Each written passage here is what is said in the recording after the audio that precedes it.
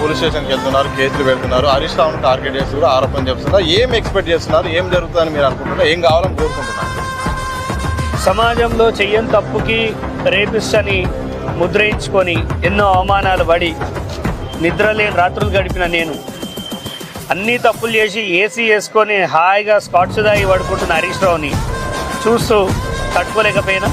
అందుకే నేను లెక్కబెట్టిన ఊసలే నువ్వు కూడా లెక్కబెట్టి అవి ఎన్నున్నాయో బయటకు వచ్చినా చెప్పాలి. అదే హరీష్ రావుకి నేను ఇస్తున్న ఖచ్చితమైన డిమాండ్. నిన్ను జైలుకి 3 కేసులు పంపుతా, ఒక్కదాలా కాదు, ప్రతిదానికి సాక్ష్యం ఉంది. ఇక్కడ వ్యవస్థ నీకు కాపాడే ప్రయత్నం ఎవడైనా మీ బీఆర్ఎస్ పాలైనడు ఎవడన్నా సాయం చేస్తే సుప్రీంకోర్టు అయినా వేగ అంతేగాని ఎక్కడ తగ్గను అంటే. మొత్తంగా హరీష్ రావు అయితే నా పోరాటం ఆగదు అంటే తను ప్రజా పోరాటంలో భాగంగా నాపై వ్యక్తిగతంగా టార్గెట్ చేసి నన్ను అరెస్ట్ చేయించాడు. నన్ను మొత్తం నా కుటుంబాన్ని కూడా డిస్ట్రాయ్ చేశాడు. తప్పకుండా ఒక కేసు కాదు 3 కేసుల్లో కూడా నేను హరీష్